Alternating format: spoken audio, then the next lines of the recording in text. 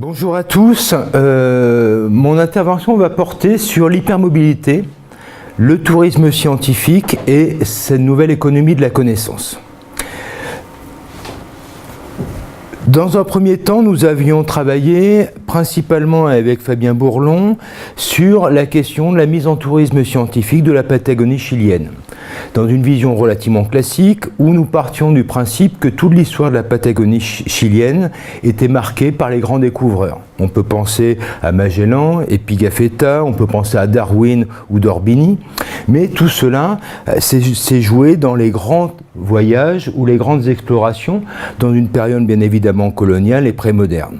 Ensuite, le tourisme a pris la suite, on a pris les mêmes schémas, mais en même temps s'est enrichi de cette mémoire, de cette connaissance et de cette ressource qu'elle a patrimonialisée. De nombreux musées viennent rappeler cette histoire et ils sont le fruit de cette longue histoire post-révolution industrielle.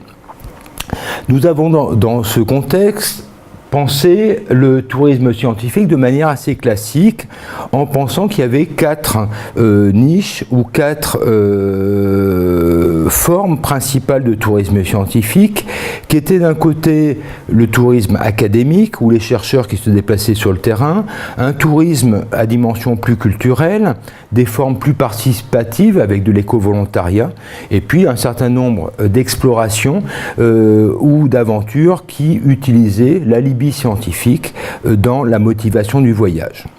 Et puis, dans une logique assez classique, il y avait des mobilités touristiques et donc on pouvait trouver ces éléments aussi bien dans des pratiques de proximité. Par exemple, quand on fait de la recherche, normalement, on le fait en majorité dans des laboratoires de recherche dans les campus universitaires, mais on pouvait aussi utiliser un tourisme de recherche sur le terrain qui devenait une forme particulière de mobilité de type touristique. Ceci, c'était notre première approche. Ce que je vais essayer d'ouvrir aujourd'hui, c'est une nouvelle approche autour de deux formes dominantes qu'on va appeler d'un côté l'hypermobilité, ce qui va nous intéresser aujourd'hui, et puis on pourrait développer d'autres types de mobilité, ce qu'on va appeler l'hypomobilité ou l'écomobilité, qui sont des formes qui mériteraient une autre intervention. Mais tout ceci s'inscrit dans un contexte post-touristique qui fait l'hypothèse qu'il y a actuellement un fort renouvellement des formes de mobilité touristique et que le tourisme, même si bien évidemment il est extrêmement important, vient être concurrencé par des formes montantes et des formes innovantes. Et c'est un peu ce que je vais essayer de défendre ici. Alors dans les différentes formes de tourisme scientifique que j'ai très rapidement présentées juste avant, je vais m'intéresser uniquement dans cette intervention à ce qui est en jeu dans des formes de tourisme scientifique liées aux scientifiques en tant que tels.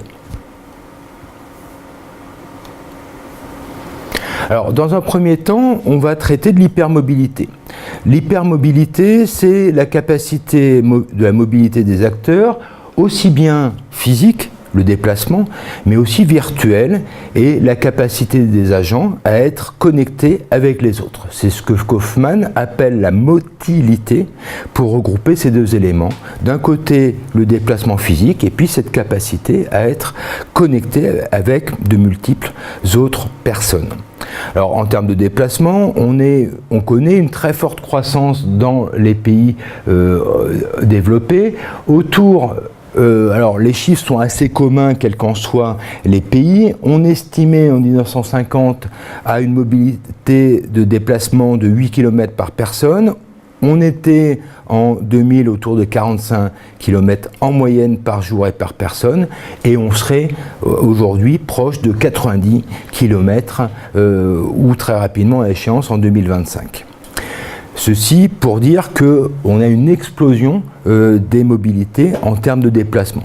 De la même façon, notre capacité à être connecté avec bien d'autres personnes, on peut penser à la téléphonie, on peut penser à Internet, aux mails, aux réseaux sociaux, n'est pas approuvée pour voir qu'on reçoit aujourd'hui des dizaines, des centaines de courriels par jour, qui soient des courriels de proximité, notre institution, mais aussi très largement auprès de collègues de la Terre entière. Alors pour présenter cette hypermobilité, un des éléments les plus flagrants, c'est l'avion. Et on a aujourd'hui une photographie en temps réel du nombre d'avions présents dans le ciel. Ici, en octobre 2018, il y avait 17 000 avions dans le ciel à la même seconde, ce qui représente à peu près 10% du trafic journalier annuel, puisqu'il y a plus de 200 000 déplacements en avion sur la Terre chaque jour. Alors, avec une flotte d'avions de près de 200 000 appareils, 180 000 appareils présents à l'échelle planétaire. L'autre élément qui est flagrant, c'est l'évolution du nombre de billets vendus dans le monde. On a dépassé aujourd'hui les 4 milliards de billets d'avion vendus dans le monde.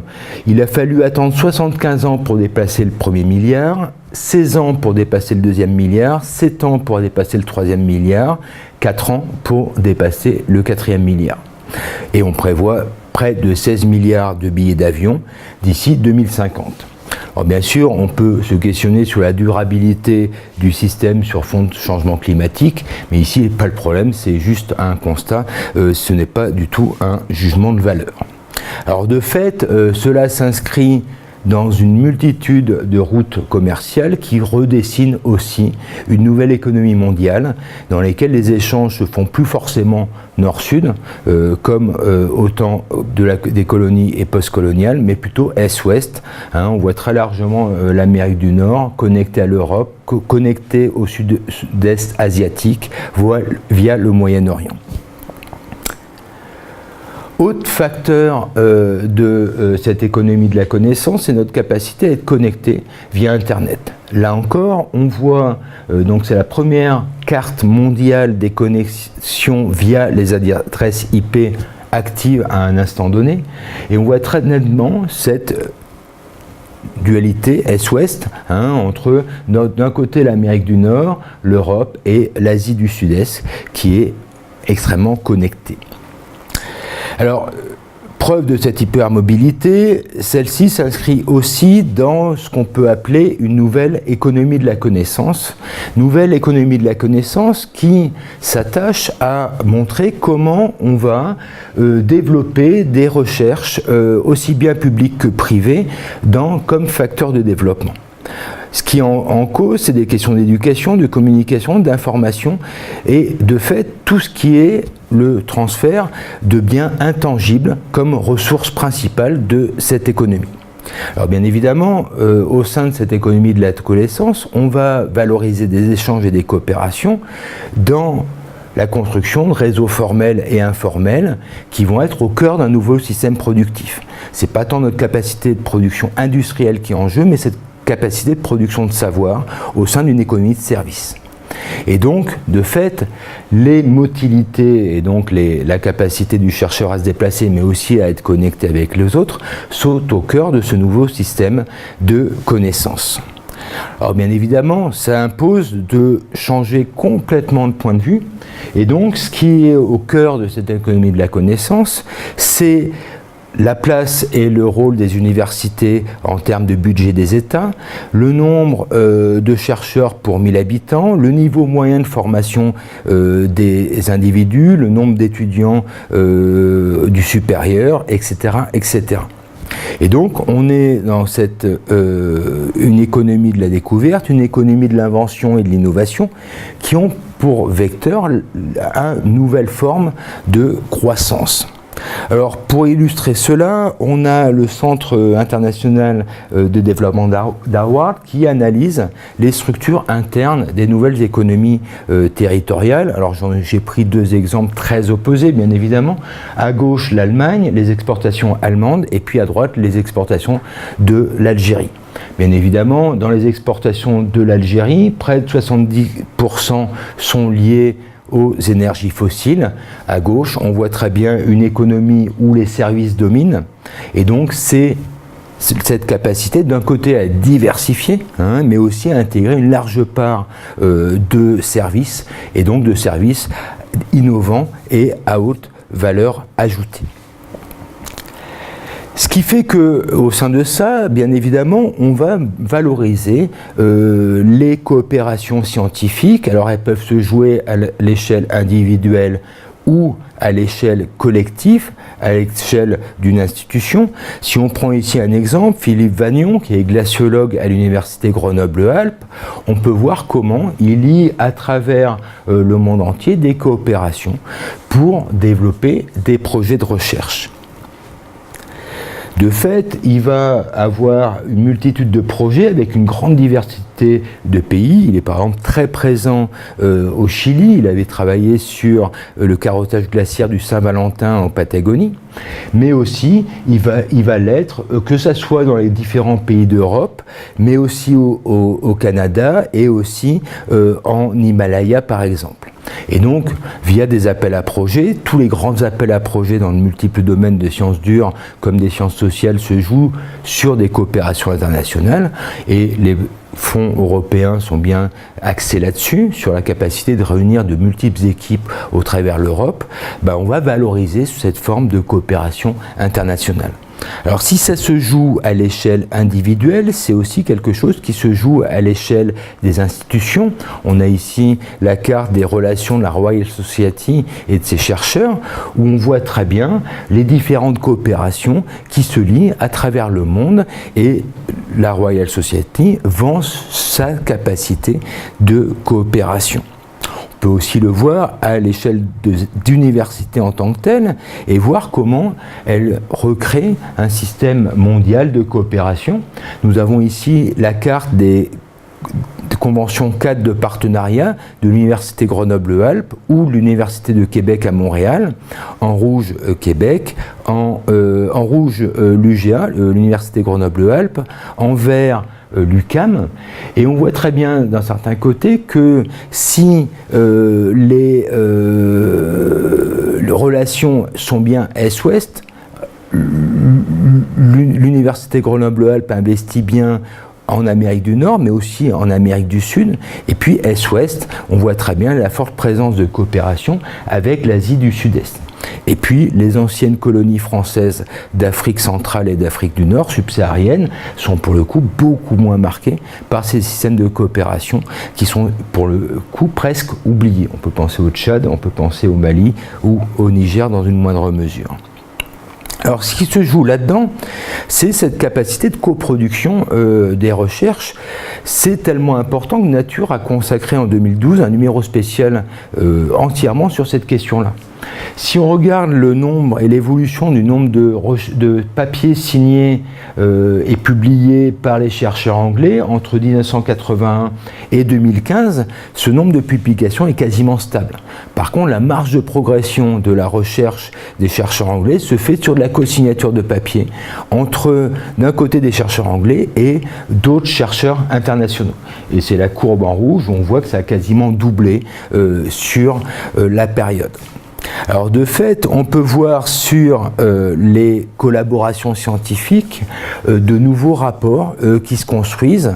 On voit très bien pour le coup l'Europe qui est extrêmement marquée. On voit très bien l'Amérique du Nord et l'Amérique du Sud, mais on voit aussi des pays émergents comme l'Inde et la Chine qui sont rentrés dans un système mondial de coopération et investissent très largement et très lourdement dans cela.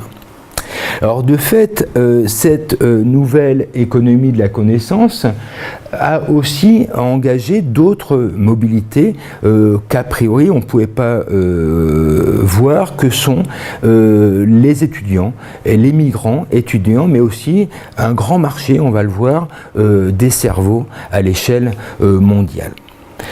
Pour les étudiants, c'est un phénomène en pleine croissance. Il y a aujourd'hui près de 7 millions d'étudiants qui migrent à travers le monde chaque année.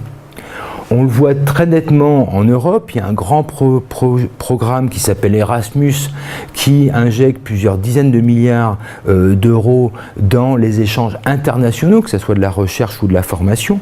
Et donc on voit des flux extrêmement importants à travers l'Europe qui se redistribuent.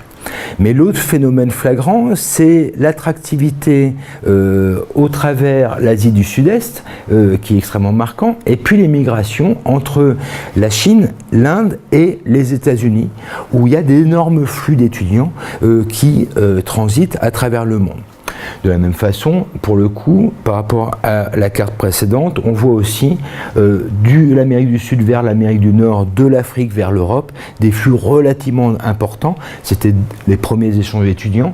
Cela avait pour fonction de former les élites, principalement en Afrique, pour pouvoir, dans un contexte postcolonial, créer une logique de développement. Donc ce phénomène chez les étudiants est extrêmement marquant. Il est aussi vrai sur les chercheurs eux-mêmes, ainsi que, ici on a deux exemples. À droite, pour chaque pays, la mobilité des postdoctorants, et à gauche, la mobilité des professeurs. On voit par exemple qu'en Suisse, 74% des postdoctorants sont étrangers, 52% des enseignants, professeurs, sont eux aussi étrangers. De même, au Canada, c'est 66% des postdoctorants, 44% des professeurs qui sont étrangers, et donc c'est bien une certaine forme de nouveaux marchés où on va acheter la connaissance d'une certaine manière. De la même façon, il y a une forte critique en Inde et en Chine qui monte entre les étudiants qui viennent se former aux États-Unis, qui les États reprochent aux universités nord-américaines de garder les meilleurs et de les utiliser ensuite comme postdoctorants et comme professeurs dans les meilleures universités. Et donc ces gens ne reviennent pas former les futurs étudiants dans leur pays. Donc de fait, on voit une très forte similitude entre d'un côté les grandes migrations internationales liées au transport aérien, mais on aurait pu le dire la même chose sur la connectivité Internet, et les collaborations scientifiques entre eux à l'échelle mondiale. Et donc il y a une forme de symétrie qui se crée, dans lesquelles on voit bien ce rapport, oui, toujours nord-sud, mais aussi surtout est-ouest à travers le monde, avec ces quatre pôles qui se dessinent très nettement, bien sûr Amérique du Nord, bien sûr Europe, mais aussi Moyen-Orient et Asie du Sud-Est, Inde et Chine principalement, qui sont les principaux vecteurs. En conclusion, la science peut être aujourd'hui pensée au centre d'un nouvel capitalisme réticulaire, au sein desquels les coopérations, les chercheurs et les étudiants deviennent au cœur des échanges. Merci beaucoup.